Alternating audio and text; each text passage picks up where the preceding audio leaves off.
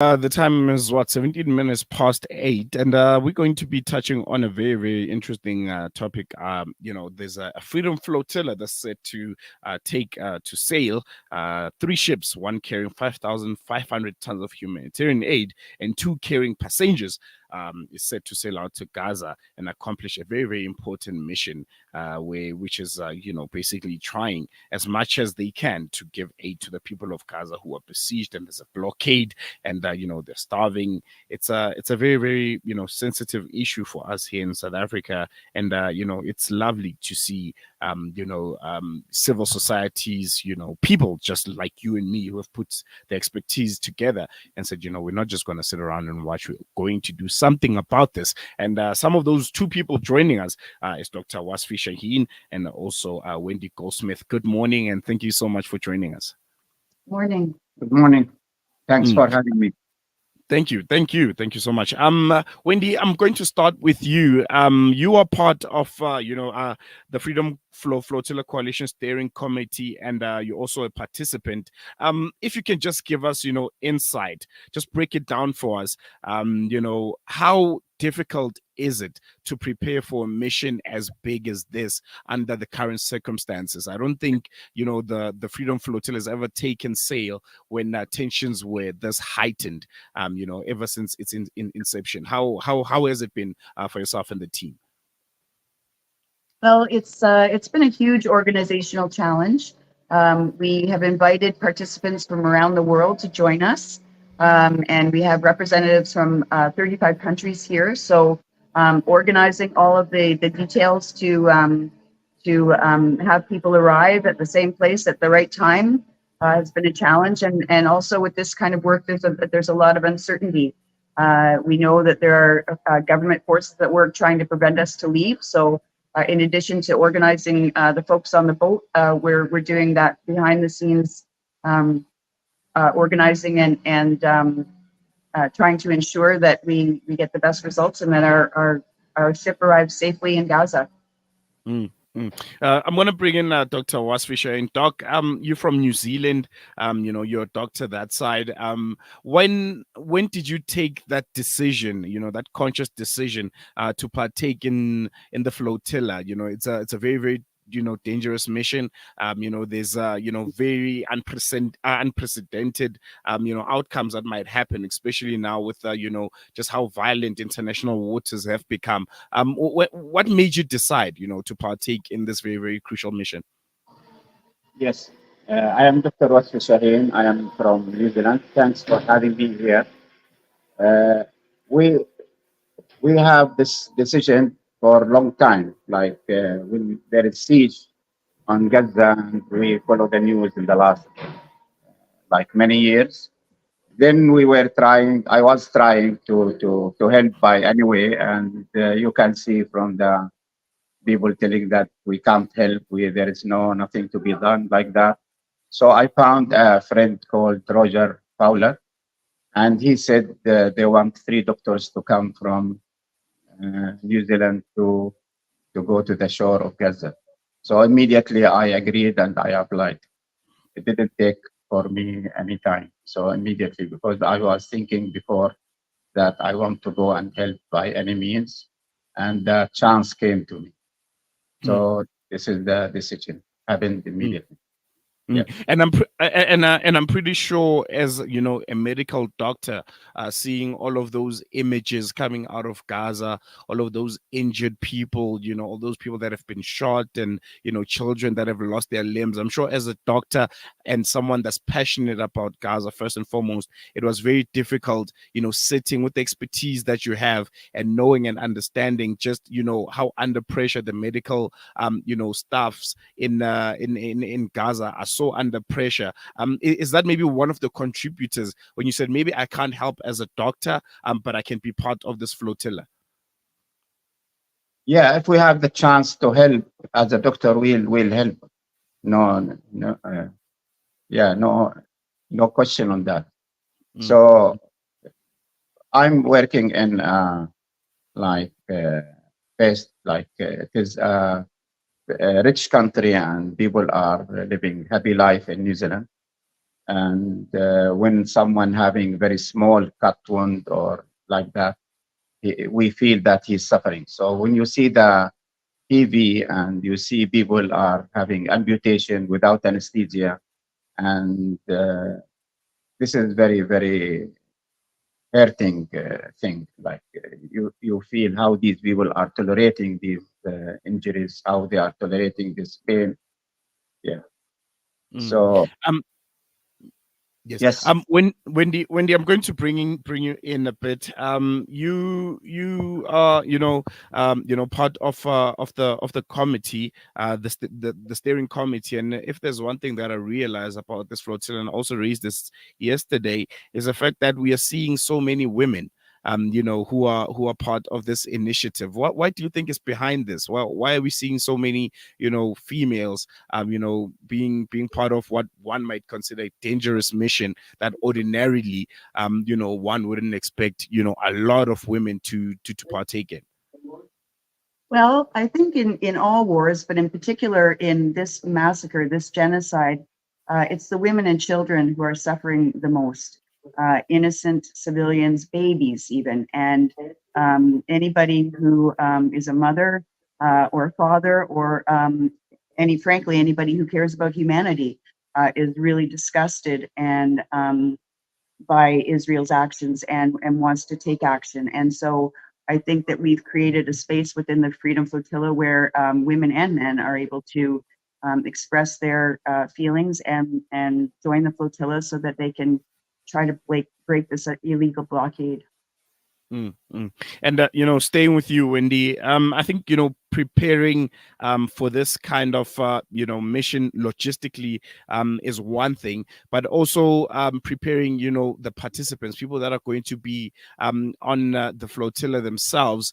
How does that look like? Because I'm sure the logistics part of it, although it was difficult, you're able to take care of it, but then the humans, the actual humans, that might have fears, insecurities, that might not know what to expect. What kind of training did they receive? Also knowing, maybe not knowing, what might happen once you reach the shore of Gaza, and the reaction from the Israeli occupying forces. We do ask the participants to engage in nonviolence training, and what that entails is, first of all, we want everybody to get a sense of what the mission might be like. We provide scenarios that what could happen. The truth is, we don't know how the Israelis are going to respond. In the past, they've responded with force. In 2010, as you know, that they killed 10 activists who were on board the Mavi Marmara. So it is a very dangerous mission. And so during this training, we ask participants to think about how they are going to respond, what kind of responses they might have, and how they can work together, us as a coalition and as a group on the boat, to support each other through what could be very, very challenging and harrowing situations. Dr. Wasfy, Wendy, speaking about the training there, how did you find it? Was it intensive? Do you feel like you prepared? You guys are sailing out tomorrow. If you do have those encounters, do you feel like you're well equipped, to kind of respond in the best way possible and in the best way that you've been trained? yeah, the training was very good, and we were like surprised, like they made it as real action. Like we were sitting, and then suddenly a group of people came and they put the light off, and like we were in like looks real situation. Yeah, it is very good training, and I think we are ready for that. And you feel, if the Israeli forces do engage with you guys, you'll be able to remember that training and, try to be as calm as you can, because, training sometimes, compared to real life scenarios, can really differ. But you feel like you can't do that. Stay calm, not engage, and, try and, get out of this situation as safely as you can. Yeah. I was. I had a lot of experience with like dangerous situations, and I saw a lot of people dying. And I worked for some time in neonatal in delivery room, and I saw a lot of dangerous situation, like baby is dying, and we try to save him, and we have a lot of stress.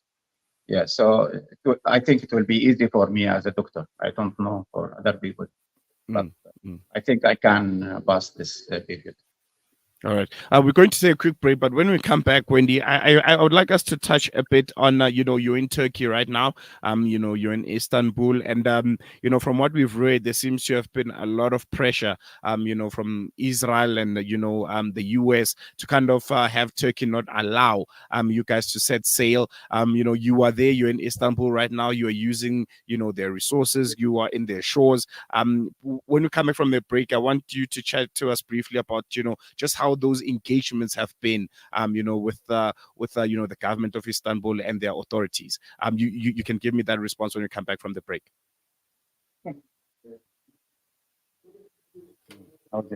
This is Salam Media.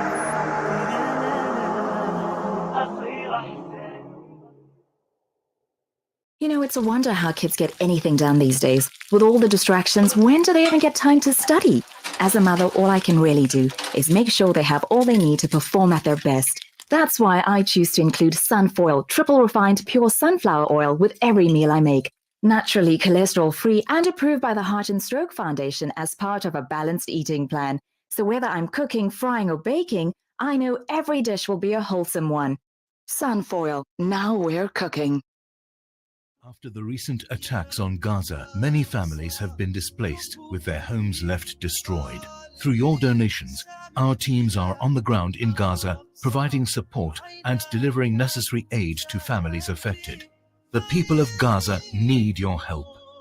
Give hope. Donate today to Penny Appeal South Africa. www.pennyappeal.org.za 031 1100 573. We are here on the ground with Penny Appeal organizations in Gaza.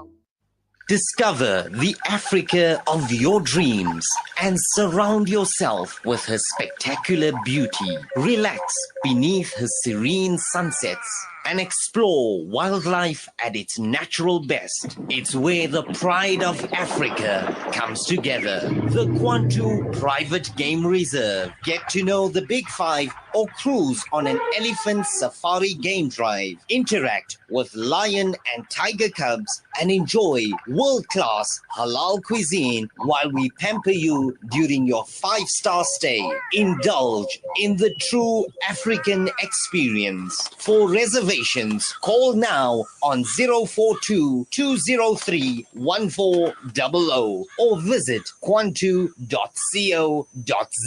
The Kwantu Private Game Reserve, the place of gathering. Are you ready for a journey of spiritual significance? Join Khidmatul Awam Pilgrim Services for an unforgettable Umrah experience during Dhul Qa'dah. Walk in the footsteps of the Hujjaj, guided by esteemed scholars Mulana Dawood Samson and Mulana Muhammad Silaji. Our Dhul Qa'dah package departs on May 10th and returns on May 25th via Egypt Air out of Johannesburg. Experience 9 nights in the blessed city of Medina and 5 nights in the sacred city of Mecca, with packages starting from just 27,500 rands. Enjoy a fully guided tour, including Umrah visa, Jumu'ah prayers in both harams, seamless transfers, and enriching ziyarats. Feel free to visit our offices nationwide and speak to our knowledgeable consultants, or simply contact us at 010-6005-786. Hikmatul Awam Pilgrim Services, your pathway to a blessed journey. Welcome to Faro Auto Investments, where luxury meets perfection. Located at 92 Rivonia Road, Santon, on level 2 and level 3, our showroom is a sanctuary of opulence. Step into the realm of prestige as you explore our exquisite collection of luxury vehicles, meticulously curated to meet the highest standards of quality and sophistication. But that's not all. Introducing Origins by Faro, our sister company dedicated to offering affordable luxury vehicles without compromising on quality. Experience elegance within reach. Ready to embark on your journey to luxury? Contact us today at 011 444 9460 or email us at info@pharaohgroup.com for more information. Ramadan Mubarak to all our valued customers. Pharaoh Auto Investments and Origins by Pharaoh, where luxury is a lifestyle. Rejuvenating media day by day. This is Salam Media. Welcome back to Salam Media. What the time is 8:32 here in South Africa, and we're still talking to Dr. Wasfy Shahin. Is a doctor from New Zealand. He's going to be one of the 3 doctors that will be in the Freedom Flotilla, which is going to be making its way to Gaza, and also speaking to social worker and member of the Freedom Flotilla Coalition Steering Committee, Wendy Goldsmith. Before we went to the break, Wendy was speaking a bit about the government of Turkey and how they're responding to this. There's been a lot of pressure from the U.S. government and also from the Israeli government, urging them to make sure that the flotilla does not set sail. We've seen the same situation. I think it was back in 2011 in Greece, when the Greek government also kind of caved into the pressure of the US and Israeli government, and about 10 ships that were set to sail to Gaza stalled there. Before we went to the break, I asked the question about your interaction with the Turkish authorities. How are they, treating you guys? Are they hostile? Are they taking care of you? The boats are in their shores.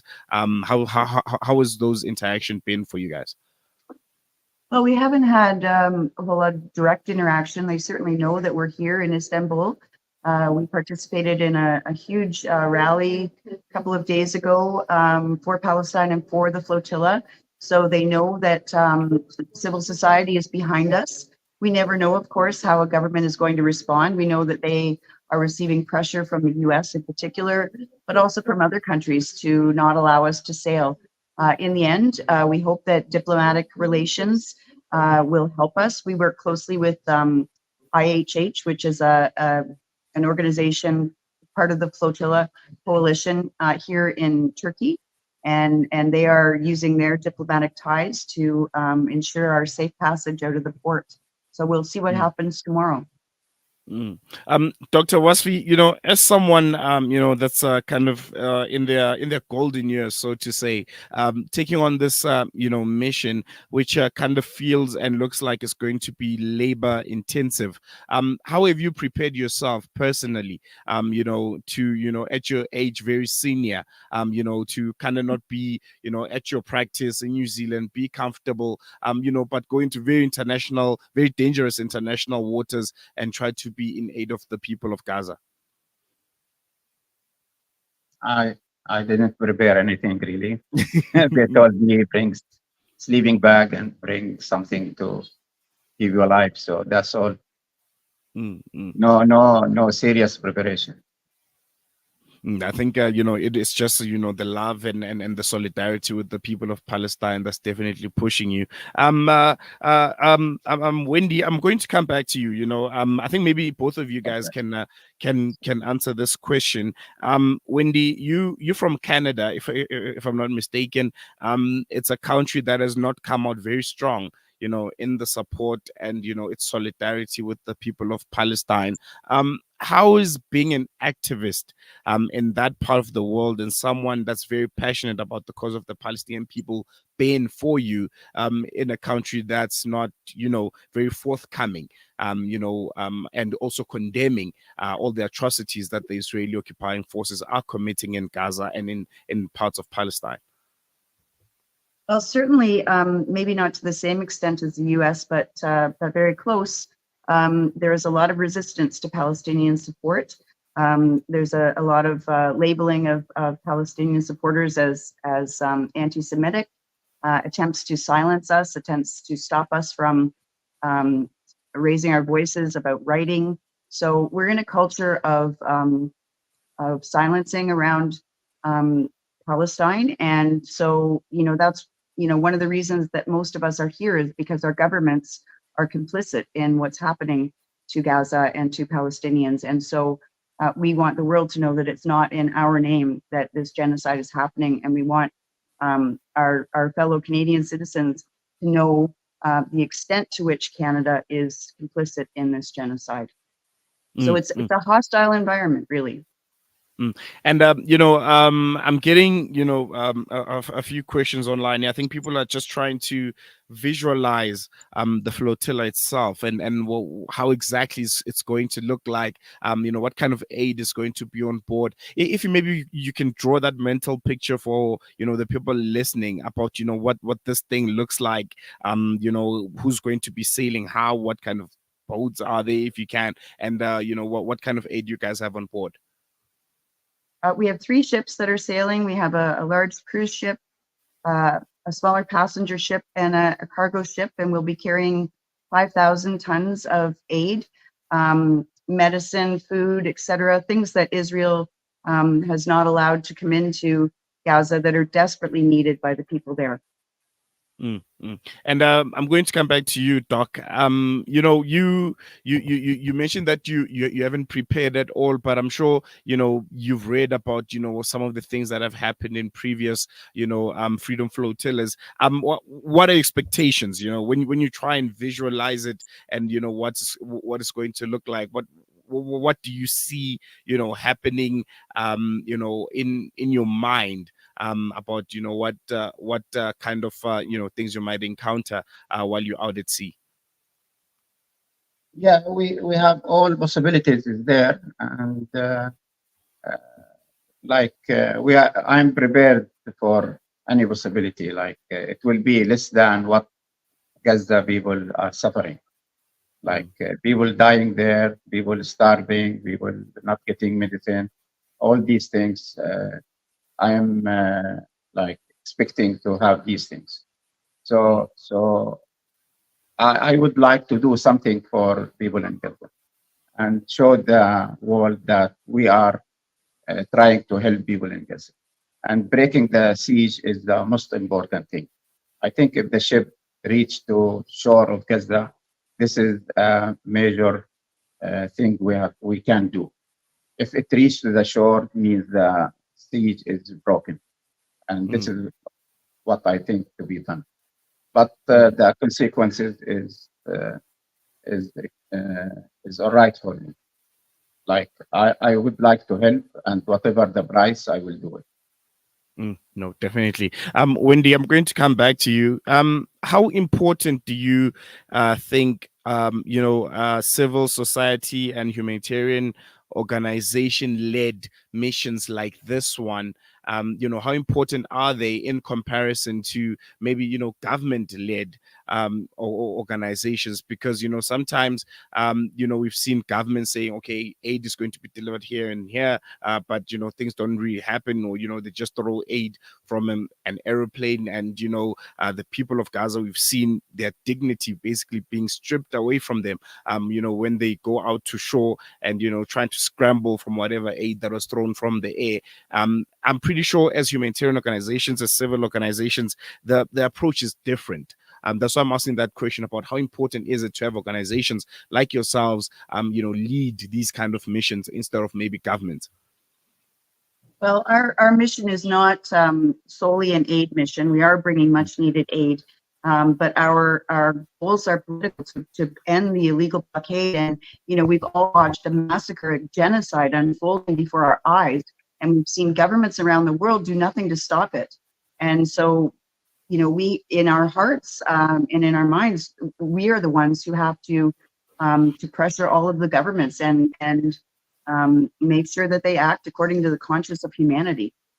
And the theme that's coming out of this is ending the blockade. Outside of this mission, are there any other steps that you guys have taken to try and make sure that the blockade on Gaza is ultimately dissolved, and a bigger amount of much needed humanitarian aid is able to come in to help the people of Gaza who are starving, who are sick, who are literally have nothing,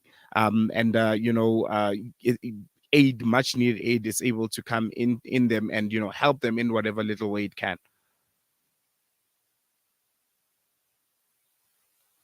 Question Wendy? was interrupted. Wendy, can you hear me? Sorry, we lost you for a minute. We didn't hear the question.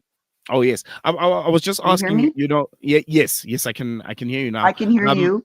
All Can right, you hear perfect. me? Yes, I can. I can hear you. All right. I think you know what the question was just based on you know, the theme of the flotilla itself being breaking the siege. So I wanted to ask, are there any other measures that were taken you know, from the organization to make sure that the We're siege is losing you. ultimately okay? I think we're going to go on a quick We are break, and losing you. we're going to try and go for a quick break, and then we'll be able you know, to try and have you guys reconnect. We're coming to the latter part of that interview, but we seem to be having a connection problem, so we're going to go for a quick break. When we come back, we'll try and reconnect with Dr. Wasfy Shahin and also Wendy Goldsmith. This is Salam Media.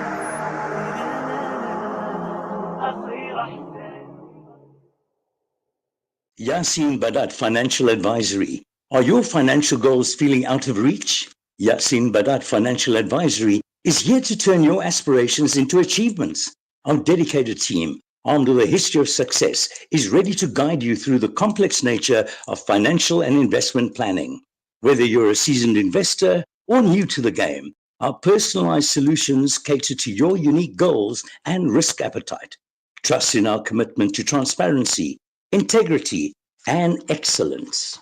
Ready to unlock a world of financial freedom? Partner with us today. Call Yasin Badat Financial Advisory at +27333462071 or visit www.yasinbadat.com. Yasin Badat Financial Advisory, guiding you to financial success. Send food and send kindness to those who have lost their homes and have been plunged into poverty. For those who are a meal away from starvation, a food parcel means an entire family can eat this Ramadan. That's the power of food. Donate now to Islamic Relief.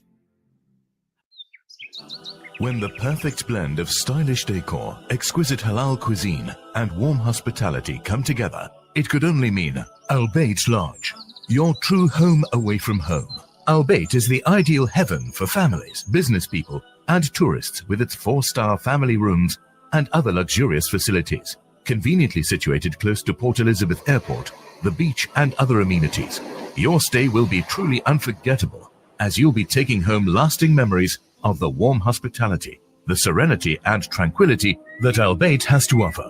For reservations, call 041 583 6415 or visit www.albaytlodge.co.za.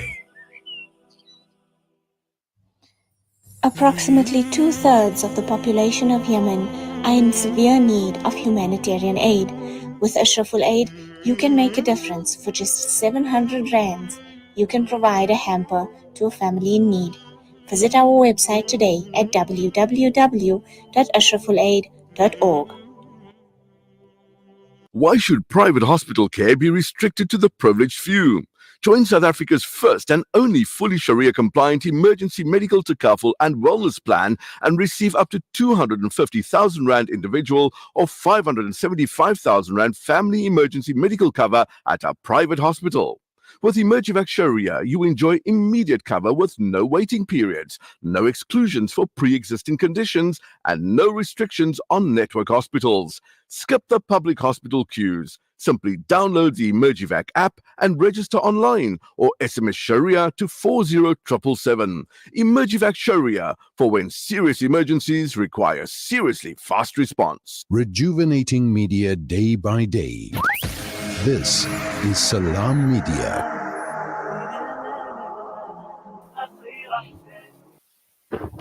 Welcome back. Still tuned in to Salam Media. We tried to get back in touch with Wendy Goldsmith and Dr. Wasfy Shahin there. And I think we have them back, but it's going to be over the phone.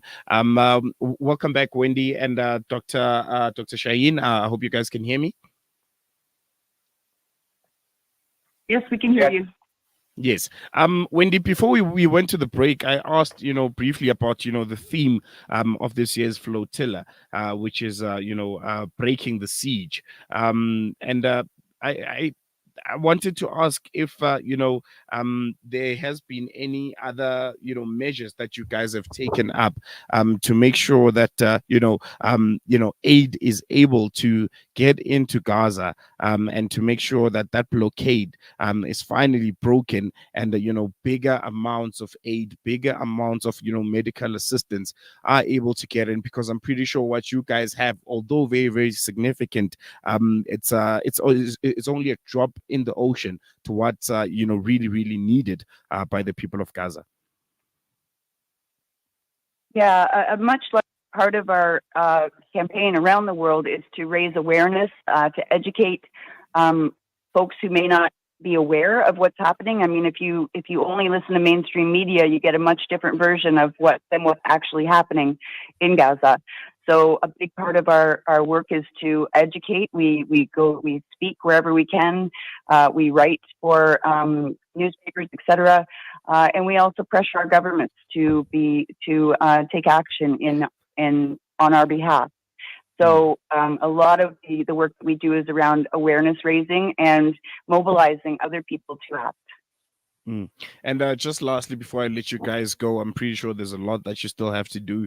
You only have a few hours left before that flotilla sets sail into international waters, making its way to Gaza. Dr. Shahin, if the people of Gaza are listening right now, what kind of message would you like to send to them, as someone that's very very passionate about their cause, as someone that's thinking about them a lot of times, and right now will be embarking on this Freedom Flotilla journey to try and whatever little way remedy their situation? If they are listening, what message would you like to send to the people of Gaza?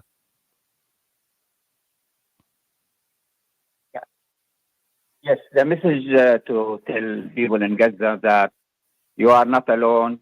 All the world is behind you, and we are doing our best to help, and we are doing our best to break the siege, and we want Gaza to be the best city in the world.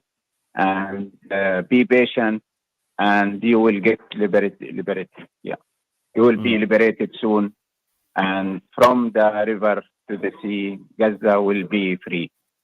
Indeed, Gaza will be free. Thank you so much to the both of you for joining us. I'm pretty sure you still have a lot to prepare. You guys are setting sail in a few hours, and from us here in South Africa, here in Salam Media, we wish you all the best, and we commend you, for being one of the brave few, who are not keyboard warriors, sitting at home and supporting Gaza, from their cell phones, but people that are actually taking the physical steps to make sure that the people of Gaza are being assisted, and their stories are being told to the world. We're going to leave it here. Thank you so much for giving us your time, for the both of you.